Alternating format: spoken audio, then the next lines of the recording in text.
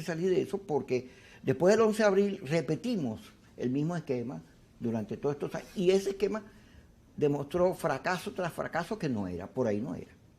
Ahora había que ponerle, pero ¿qué es ponerle fin a eso? Reconocer que la vía es electoral, que hay que reinstitucionalizar el país, volver al derecho, a la Constitución, a respetar las leyes, a que se cumpla la norma y a que por esa vía entonces el país comience a estabilizarse desde el punto de vista político, cosa que ayudaría mucho a la economía, que como hemos venido hablando, la economía es una cosa loca, este es el país más caro del mundo.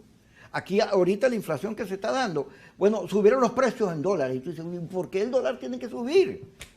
Si más bien es la escasez de dólares, ok, más bien el dólar debería tener otro tipo de comportamiento, porque es una moneda estable. Pero aquí no. Sobre la abstención y las elecciones. Fíjate, ahí yo creo que un ejemplo que pudiéramos comentar es el de Barinas.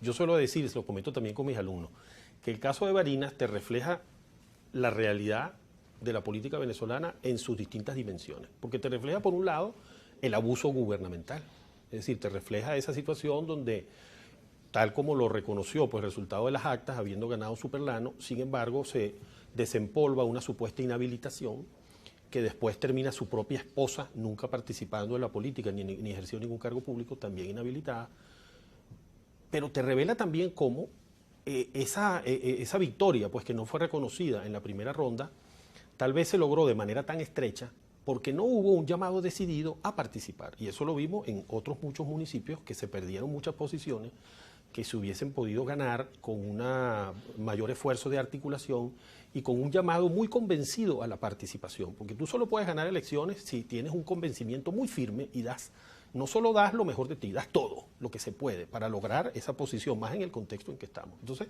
en Barinas, bueno, sin embargo, para ya digamos la segunda vuelta, es decir, cuando ya había que, en enero, pues que había que tomar ya ahí la decisión, recuerdo que yo estaba con otros compañeros, estábamos en Colombia, en una reunión con periodistas colombianos. Todos daban por hecho que en esa fecha de enero, en esa segunda oportunidad, quien iba a ganar la elección era el candidato del gobierno. Todos los periodistas, porque decían, bueno, si esta jugada se hizo de la forma en que se hizo y dado, digamos, la figura, ¿no?, que postuló el gobierno para esa segunda oportunidad en Barinas, daban por hecho que iba a ganar. Y yo decía, no es tan seguro que sea así, eso depende de qué hagamos nosotros. Es decir, es un electorado que está de pie, que está dispuesto a darlo todo para lograr un objetivo, como ocurrió. Y de ahí un resultado, donde efectivamente se gana esa posición. Entonces, ambos elementos están presentes, todavía, porque estructuralmente no ha cambiado nada. La posibilidad del abuso de poder y la posibilidad de que por tú no actuar y por desconocer que el voto tiene que ser una herramienta fundamental de la lucha, puedas perder posiciones. Al mismo tiempo, yo pienso que el desestímulo del voto también ha tenido que ver con estos elementos estructurales, pues digamos de la falta de independencia de los poderes, de cómo, por ejemplo, el episodio aquel de la supuesta Asamblea Nacional Constituyente 2017, que dejó de lado todo el precedente incluso de lo que había sido la Constituyente del 99, donde uno podrá discutir, y eso de hecho muchos participamos en aquellas discusiones, ¿no?, de cuál debía ser el procedimiento constitucional, pero no se puede negar que hubo un referendo y se le consultó al pueblo. ¿Quiere usted ejercer o no su poder constituyente? La mayoría dijo que sí. Luego hay otra historia a la que no me quiero referir ahora, de lo que pasó después, pero en este caso no se prescindió de cualquier consulta al pueblo y algunos decíamos en aquel momento, bueno, entonces se hizo esa constituyente sin pueblo y contra el pueblo, en un contexto sí de una enorme polarización, de una conflictividad política gigantesca, pero entendiendo que creo yo que ese marco hay que tenerlo presente en la valoración, al mismo tiempo sí pienso que es un error abandonar la ruta electoral. La ruta electoral tiene que ser un componente esencial de una lucha por la democratización de Venezuela. Eso no significa, porque muchas veces te dicen, bueno, esa es la gran ingenuidad. No se trata de verlo con ingenuidad. Es que el demócrata no puede, digamos, dejar de aceitar y dejar de tener activada y dejar de tener con la musculatura adecuada la ruta electoral. Que no es tan fácil reactivarla cuando tú la has abandonado. Entonces, por supuesto, eso dentro de una visión más amplia, donde hay otras estrategias, donde tienes que movilizar a la gente, donde hay el derecho a la protesta.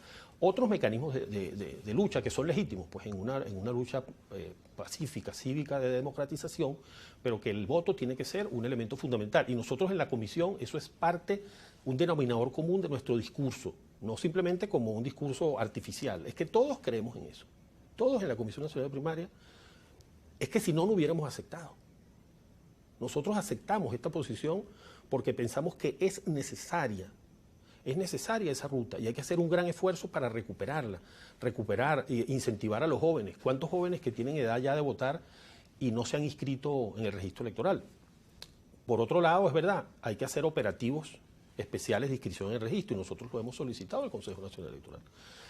Pero además hay muchos jóvenes que no han querido ir, que no se sienten tan motivados, que no se sienten atraídos por la política, que no entienden bien qué es la democracia. Por eso cuando en una entrevista que se hizo, un estudio que se hizo hace como un año en la universidad, la encuesta de juventudes, el resultado de la encuesta te indicaba que aproximadamente para 50% de los jóvenes daba igual si había democracia o no.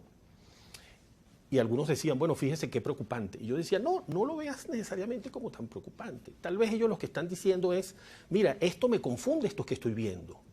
Porque estoy viendo un gobierno, por un lado, que se afirma democrático, con unas ejecutorias que no lo son tanto, y por otro lado estoy viendo un mensaje en el cual pareciera que votar no es bueno.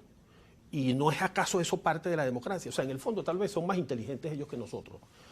Y entonces entienden que tenemos que rescatar la democracia en todos sus elementos, que evidentemente no es solo el voto, ¿no? Estado de Derecho, equilibrio de poderes, claro que sí, pero hay que dar la pelea en todos esos terrenos. No te puedes nada más querer dar la pelea en el escenario ideal que tú te construyes, sino en la Venezuela que tenemos.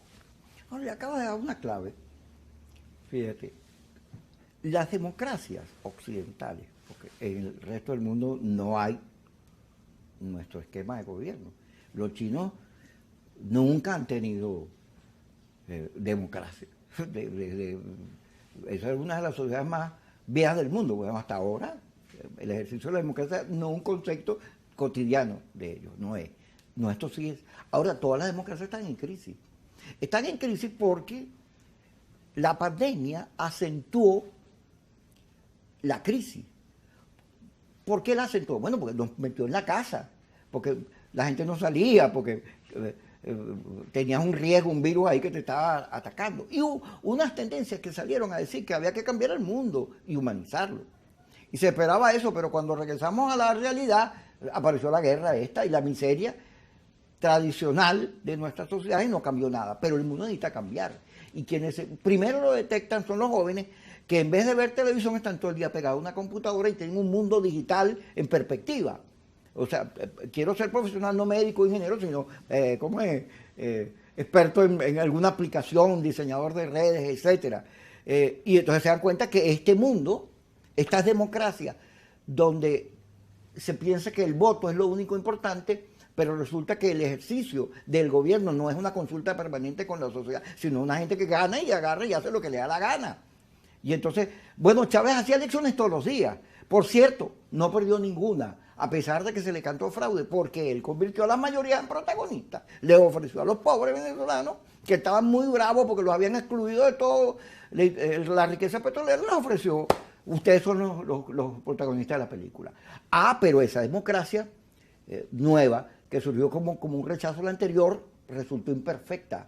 Resultó que tenía unos problemas graves que no resolvía de la anterior. Y es creo que el tema que tenemos hoy. ¿Cómo construimos instituciones que sean de verdad garantes de los derechos?